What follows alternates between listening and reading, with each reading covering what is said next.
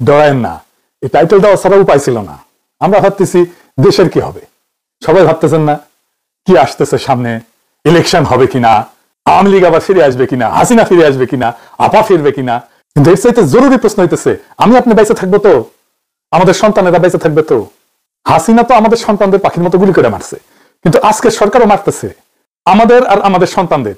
তবে ধীরে আসেন একটু বিস্তারিত বুঝে দেখি। আলাপ শুরুর আগে একটু গৌরচন্দ্রিকা করে নিই। আমি বাংলাদেশের মানুষের অনেক বাস্তব সংকট মোকাবেলার জন্য বেশ কিছু সমাধানের পথ বাতলাই দিছিলাম। চাইলে প্রফেসর ইউনূসের সরকার অনেকগুলো বাস্তবায়ন করতে পারতো, করে নাই। আজকে আমি এমন একটা ইস্যু নিয়ে কথা বলবো যার ভুক্তভোগী আমরা সবাই, আমি আপনি সবাই। আর এই সমস্যা আমাদের স্বাস্থ্য, আমাদের জীবনী শক্তি, আমাদের জাতির প্রোডাক্টিভিটি, উৎপাদনশীলতা একেবারে নিঃশেষ করে দিচ্ছে। আমরা যেন একবারে দাঁড়াইতে না পারি সেই ব্যবস্থা করতেছে। কি এটা? এটা হচ্ছে বিষাক্ত খাদ্য। শুধু মানুষের খাদ্য না, পশু প্রাণীর খাদ্যও বিষাক্ত। আর সেইগুলো শেষ পর্যন্ত আমাদের শরীরে ঢুকতেছে। বাংলাদেশে যে পরিমাণে খাবারে ভেজাল, সেটা সম্ভবত পৃথিবীর শীর্ষে। কোন খাবারে ভেজাল নাই? দুধ বলেন, শাকসবজি বলেন, ফল, মশলা, আচার, আইসক্রিম, মাছ, কোনটা না? প্রত্যেক দিন আমরা নিজেরা বিষ খাই, সন্তানদের মুখে বিষ তুলে দিই। রেস্টুরেন্টে যে রান্না হয় সেটাও পচা। বাংলাদেশ সম্ভবত একমাত্র দেশ যে দেশে 5 স্টার হোটেলে খাইলেও পেট খারাপ হয়। ব্যানে ভ্যানে করছি না। একবার শেরাটন হোটেলে খাইছিলাম 2006 সালে, আমার নিজের টাকায় না, আমারও তো টাকা নাই শেরাটন হোটেলে খাওয়ার মতো। অফিসের বস ফ্রান্স থেকে আসছিল, ও খিলাইছিল। ওরে বাপ, রাত থেকে বমি আর পাতলা পায়খানা একেবারে ডাইরেক্ট হয়ে গেছিল। হাসপাতালে ভর্তি হতে হয়েছিল, তার সাথে জ্বর। যাই হোক, কারো কোনো ভ্রুক্ষেপ আছে? এই যে খাবার দাবারের যে অবস্থা, আমরা যে বিষ খাইতেছি, কারো কোনো ভ্রুক্ষেপ নাই। নিরাপদ খাদ্য এটা পাওয়া যায় মানুষের মৌলিক মানবাধিকার, এটাও মনে হয় জানে না কেউ। অথচ বাংলাদেশের খাদ্যকে পরিপূর্ণভাবে নিরাপদ করে তোলা সম্ভব 2 থেকে 3 বছরের মধ্যে। আমি গ্যারান্টি দিব এটাই হবে। কেমনে হবে আসেন সেটা বুঝে দেখি। আচ্ছা, আপনাদেরকে জানা আছে যে আমাদের কোন কোন সরকারি প্রতিষ্ঠান আর কতজন লোক এই যে নিরাপদ খাদ্য নিশ্চিত করার জন্য কাজ করে? আমরা পয়সা দিয়ে পালি সরকারি কর্মচারী, জানা নাই? আসেন সেটা দেখি। বাংলাদেশে নিরাপদ খাদ্য নিশ্চিত করার কাজে একাধিক প্রতিষ্ঠান যুক্ত আছে। এগুলো খণ্ডিতভাবে কাজ করে, আপনি কল্পনা করতে পারবেন না যে কত লোক কাজ করে। তাও আপনি যেই তিমিরে ছিলেন সেই তিমিরেই থাকতেছেন। আসেন এক এক করে দেখি।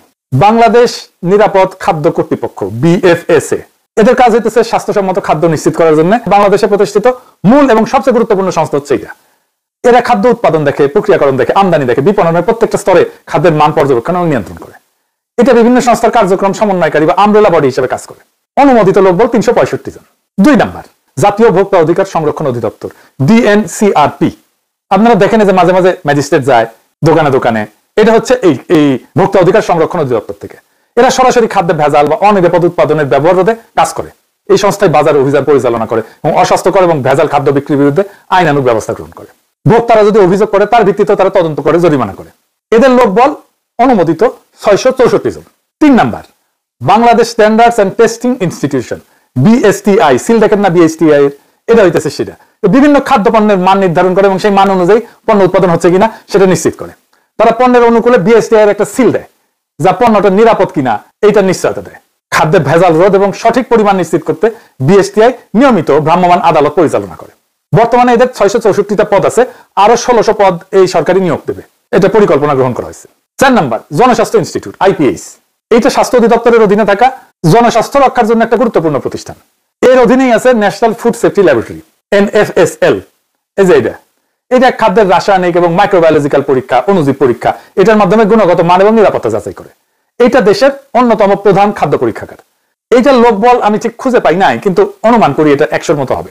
5 নাম্বার, বাংলাদেশ বিজ্ঞান এবং শিল্প গবেষণা পরিষদ, BCSIR, সায়েন্স ল্যাবরেটরি। যেটা এই প্রতিষ্ঠান মূলত একটা গবেষণা সংস্থা, কিন্তু এর অধীনে থাকা খাদ্য বিজ্ঞান প্রযুক্তি ইনস্টিটিউট আছে একটা, IFST। এরা নিরাপদ খাদ্য নিয়ে গুরুত্বপূর্ণ গবেষণা করে এবং তারা খাদ্যের পুষ্টিগুণ, টক্সিন মানে বিষ আছে কিনা খাদ্যের মধ্যে, ভেজাল শনাক্তকরণের নতুন পদ্ধতি উদ্ভাবন করে, যা নিরাপদ খাদ্য নিশ্চিতকরণে পরোক্ষভাবে সহায়তা করে। IFSTর ওয়েবসাইটে এই ইনস্টিটিউটে 50 জনেরও বেশি বিজ্ঞানী গবেষক কর্মরত আছে। তো বিজ্ঞানী গবেষক ছাড়াও তো ইনস্টিটিউটে গবেষণা সহায়তার জন্য ল্যাব টেকনিশিয়ান লাগে, প্রশাসনিক সহকারী লাগে, কর্মচারী লাগে। তো সব মিলে বিবেচনা করলে ধরেন এদেরও 100-র মতো লোকবল হবে। এই প্রতিষ্ঠানগুলো ছাড়াও স্বাস্থ্য অধিদপ্তরের স্যানিটারি ইন্সপেক্টর এবং সিটি কর্পোরেশন এবং পৌরসভার স্বাস্থ্য বিভাগ মাঠ পর্যায়ে রেস্তোরাঁ যারা খাবার বিক্রি করে এই সমস্ত প্রতিষ্ঠান পরিদর্শন করে নিরাপদ খাদ্য নিশ্চিত করে। স্বাস্থ্য অধিদপ্তরের অনুমোদিত কাঠামো অনুযায়ী প্রত্যেকটা উপজেলায় 1 বা একাধিক স্যানিটারি ইন্সপেক্টর আছে এবং সহকারী স্যানিটারি ইন্সপেক্টর আছে। সেই হিসাবে সারা দেশে 495টা উপজেলায় এই সংখ্যা প্রায় 1000 থেকে 1200 জন। সিটি কর্পোরেশন এবং পৌরসভাগুলোর স্থানীয় সরকার মন্ত্রণালয়ের অধীনে পরিচালিত হয় এবং তাদের নিজস্ব স্বাস্থ্য বিভাগ এবং জনবল কাঠামো আছে। এদের লোকবলের সংখ্যা প্রতিষ্ঠানের আকার, আয়তন এবং বাজেটের উপর ভিত্তি করে ভিন্ন ভিন্ন হয়। তো ধরেন সিটি কর্পোরেশন, বড় সিটি কর্পোরেশন গুলোতে যেমন ধরেন ঢাকা, চট্টগ্রাম, এদের স্বাস্থ্য বিভাগ বেশ বড় এবং সুসংগঠিত। প্রত্যেকটা সিটি কর্পোরেশনে একজন প্রধান স্বাস্থ্য কর্মকর্তা থাকে। এর অধীনে প্রত্যেকটা আঞ্চলিক বা জোনাল অফিসে স্বাস্থ্য কর্মকর্তা এবং তার অধীনে স্যানিটারি ইন্সপেক্টর বা খাদ্য পরিদর্শক কাজ করে। এদের আনুমানিক সংখ্যা ধরেন যেগুলো সিটি কর্পোরেশনের কয়েকশো। সারা দেশের 12টা সিটি কর্পোরেশন মিলায় এই সংখ্যাটা হবে 500 থেকে 700, তার একটু বেশিও হইতে পারে। পৌরসভা, বাংলাদেশের 329টা পৌরসভা আছে। এদের স্বাস্থ্য বিভাগের আকার তুলনামূলকভাবে ছোট। এটার আবার শ্রেণী আছে, যেমন ক শ্রেণী আছে, খ শ্রেণী আছে। তো ক শ্রেণী মানে এগুলো বড় পৌরসভা। এখানে স্যানিটারি ইন্সপেক্টরের পদ থাকলেও ছোট পৌরসভাগুলোতে একজন স্বাস্থ্য সহকারী বা স্যানিটেশন টেকনিশিয়ান আছে, এই দায়িত্ব পালন করে, একই দায়িত্ব পালন করে। আনুমানিক সংখ্যা, এই সংখ্যাটা আমি কোথাও খুঁজে পাইনি, আনুমানিক সংখ্যা প্রত্যেক পৌরসভায় যদি গড়ে 2 থেকে 3 জন করে ধরি, তাহলে সারা দেশে পৌরসভাগুলোতে এই সংখ্যা 600 থেকে 900-র মতো হবে আর কি। বিভিন্ন সরকারি সংস্থাগুলোর অনুমোদিত এবং আনুমানিক লোকবল যোগ করলে প্রায় 4500-এর মতো হয়। এবার বলেন 4500 লোক আপনার নিরাপদ খাদ্য নিশ্চিত করতে কাজ করতেছে, পারতেছে কি? পারতেছে না। কিছু পারতেছে? কিচ্ছু পারতেছে না। আচ্ছা, আমরা আশেপাশের কিছু পরিসংখ্যান দেখি, মানে ধরেন আশেপাশের দেশ, ধরেন ইন্ডিয়ারটাই দেখি। আসেন ইন্ডিয়ারটা একটু দেখি, আমরা মিলাই দেখবো বাংলাদেশের সাথে। ইন্ডিয়ায় ঠিক একই কাজ কতজন করে জানেন? 27500 জন। বাংলাদেশের জনসংখ্যা তো প্রায় 17 কোটি। তো মোট লোক বল হচ্ছে 4500-এর মতো। তাই প্রত্যেক 39,000 জনের জন্য একজন পরিদর্শক। ইন্ডিয়ার জনসংখ্যা 140 কোটি, লোক বল আছে প্রায় 25,000 ধরলাম আর কি, 25 থেকে 30,000 ধরলাম, 27,500 গড়ে। তো তাইলে প্রত্যেক 51,000 জন মানুষের জন্য একজন পরিদর্শক। তাইলে আমাদের লোক বল ইন্ডিয়ার চাইতে বেশি। তাইলে ইন্ডিয়ার চাইতে কি খাদ্য আমাদের দেশে বেশি নিরাপদ? আসেন সেটা দেখি। ইন্ডিয়া একটা গবেষণা হয়েছিল এবং পাওয়া গেছে যে 42% খাবারে ভেজাল পাওয়া গেছে। তার মানে 58% খাবার ভালো। আমাদের দেশে ভেজাল কত? 76% খাবারে ভেজাল, মানে 24% খাবার ভালো। তাহলে আমাদের এই 4500 লোক বল কি বাড়াইতেছে? কিচ্ছু না। অন্তত ইন্ডিয়া স্ট্যান্ডার্ড তো মেনটেন করবে। কি ভয়াবহ অবস্থা বিরাজ করতেছে দেখেন। তাহলে এখান থেকে উত্তরণের পথ কি? আচ্ছা, এবার আলাপে যাওয়ার আগে আরেকটা তথ্য দেখে নি। আমেরিকাতে কতজন কাজ করে নিরাপদ খাদ্য নিয়ে কাজ করতে? 5,500। যুক্তরাষ্ট্রে জনসংখ্যার হিসাবে প্রত্যেক 61,000 জনে একজন খাদ্য পরিদর্শক কাজ করে, একজন খাদ্যকর্মী। মানে আমরা আমেরিকার সাথে বেশি লোক নিয়ে আমরা কিছুই করতে পারতেছি, কিছুই করে না, হয় জানে না অথবা কাজ করে না, বসে থাকে, খালি বেতন গুনে। তাইলে এগুলোতে পাবলিকের ট্যাক্সের টাকা পাইলে লাভ আছে? নাই। সরকারের কি কোনো মাথা ব্যথা আছে? নাই। যেভাবে চলতেছে চলতেছে, কেউ প্রশ্ন করে না। এটা নিয়ে যে কাজ করতে হবে সেটাও কেউ বলে না। তাইলে এখন আমাদের কি করতে হবে? এই যে জটিল অবস্থা, এই জটিল অবস্থা সামলানোর মতো প্রতিষ্ঠান আমাদের নাই। একটা প্রতিষ্ঠান আছে যেটা মোটামুটি ভালো কাজ করে, সেটা হইতেছে ড্রাগ অ্যাডমিনিস্ট্রেশন। ড্রাগ অ্যাডমিনিস্ট্রেশনকেই আমাদের মূল ইনস্টিটিউট করে সবগুলো খুচরা খাসি যেগুলো বিভিন্ন জায়গায় ছড়াছিট আছে সবগুলোকে ড্রাগ অ্যাডমিনিস্ট্রেশনের আন্ডারে আনতে হবে এবং আমাদের নাম দিতে হবে আমেরিকার মতো ফুড অ্যান্ড ড্রাগ অ্যাডমিনিস্ট্রেশন। খাদ্য এবং ওষুধের অ্যাডমিনিস্ট্রেশন, এদের এক্সপার্টাইজ আছে, দক্ষ লোক, এরা জানে কিভাবে ওষুধের মান নিয়ন্ত্রণ করতে হয় এবং এরাই পারবে খাদ্যেরও মান নিয়ন্ত্রণ করতে। তো যুক্তরাষ্ট্রে FDA কি করে আসেন একটু বুঝে দেখি। 1 নম্বর, খাদ্য নিরাপত্তা এটা নিশ্চিত করে, ওষুধ নিয়ন্ত্রণ করে, চিকিৎসা যন্ত্রপাতি মেডিকেল ডিভাইস এটা নিয়ন্ত্রণ করে, ভ্যাকসিন এবং বায়োলজিক্স আরেক ধরনের ওষুধ সেটা নিয়ন্ত্রণ করে, তামাক নিয়ন্ত্রণ করে এবং কসমেটিক্স এবং সাপ্লিমেন্টস নিয়ন্ত্রণ করে। সাপ্লিমেন্টস মানে যে ভিটামিন টিটামিন এই সমস্ত, প্রোবায়োটিক ইত্যাদি ইত্যাদি। বাংলাদেশে FDA ধাসের শক্তিশালী দপ্তর করতে হলে জনবল ধাপে ধাপে বাড়ানো বাস্তবসম্মত। প্রথম ধাপে আমাদের যা লোক আছে সবগুলোকে একসাথে নিয়ে এসে এটার আন্ডারে রাখতে হবে এবং ফুড অ্যান্ড ড্রাগ অ্যাডমিনিস্ট্রেশন এটা স্বাস্থ্য মন্ত্রণালয় থেকে বাইর করে নিয়ে এসে এটাকে একটা স্ট্যাটিউটরি বডি করতে হবে। এইটা থাকবে প্রাইম মিনিস্টারের কার্যালয়ের অধীনে। এইখানে আমার হিসাবে মোটামুটি 10,000 লোক বল যদি আমরা দিতে পারি, 10 থেকে 11,000, তাহলে এটা খুবই ভালো কাজ করবে, একদম আমেরিকান স্ট্যান্ডার্ডে কাজ করতে পারবে।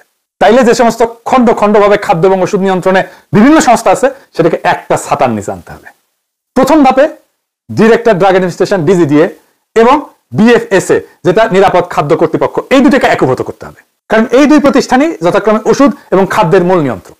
এরপর ধাপে ধাপে Bangladesh standards and testing institution BSTI এর পরীক্ষাগার, তার ক্ষমতা, মান নির্ধারণের অংশ এটা যুক্ত করা যেতে পারে, ভোক্তা অধিকার সংরক্ষণ অধিদপ্তর এটা যুক্ত করা যেতে পারে, বাজার নজরদারির অংশটা, তাহলে মাঠ পর্যায়ের কার্যক্রম শক্তিশালী হবে।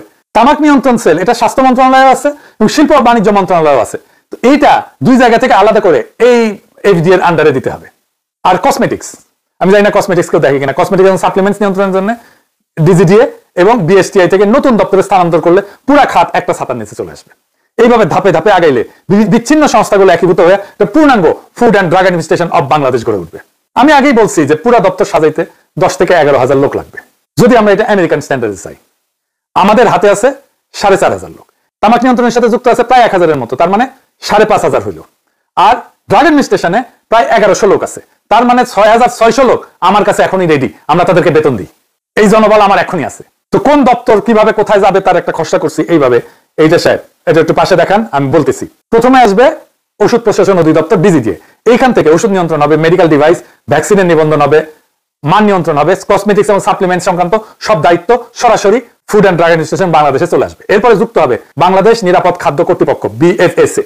খাদ্য নিরাপত্তা আইন, নীতি, ফিল্ড পর্যায়ের সমস্ত তদারকির ক্ষমতা ফুড অ্যান্ড ড্রাগ অ্যাডমিনিস্ট্রেশন বাংলাদেশের খাদ্য নিরাপত্তা বিভাগে স্থানান্তরিত হবে। বিএসটিআই থেকে খাদ্য এবং কসমেটিক্স এর মান নির্ধারণ হবে এবং পরীক্ষাগার কার্যক্রমের একটা অংশ যুক্ত হবে। স্থানীয় সরকার প্রতিষ্ঠান যেমন সিটি কর্পোরেশন, পৌরসভা, যাদের ভ্রাম্যমাণ আদালত এবং স্যানিটারি ভেটেরিনারি ইন্সপেকশন ক্ষমতা আছে, তারা সমন্বিত হয়ে ফুড অ্যান্ড ড্রাগ অ্যাডমিনিস্ট্রেশনের খাদ্য নিরাপত্তা বিভাগ এবং ভোক্তা অধিকার সেলের সঙ্গে কাজ করবে, তাদেরকেই রিপোর্ট করবে। স্বাস্থ্য অধিদপ্তর এবং রোগতত্ত্ব রোগ নিয়ন্ত্রণ, যেটা আইইডিসিআর, এইখান থেকে ভ্যাকসিন এবং বায়োলজিক্স এর মান নিয়ন্ত্রণ এবং গবেষণা অংশ যুক্ত করতে হবে।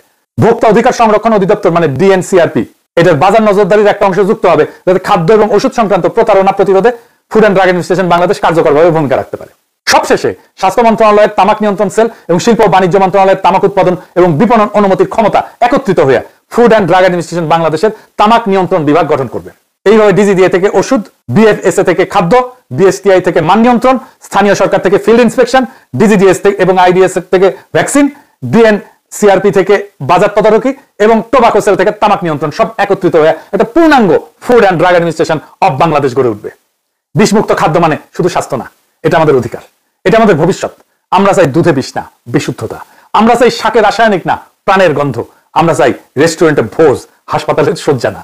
আজ সময় আসছে, আমরা বলবো একসাথে, আমরা নিরাপদ খাদ্য চাই, এখনই চাই, আজই চাই। এই দাবি আমাদের শক্তি, এই দাবি আমাদের বাঁচার শপথ। যেদিন ভেজাল মুক্ত খাদ্য হবে সবার অধিকার, সেদিনই জন্ম নেবে একটা শক্তিশালী, সুস্থ, অদম্য বাংলাদেশ। ইনকিলাব জিন্দাবাদ।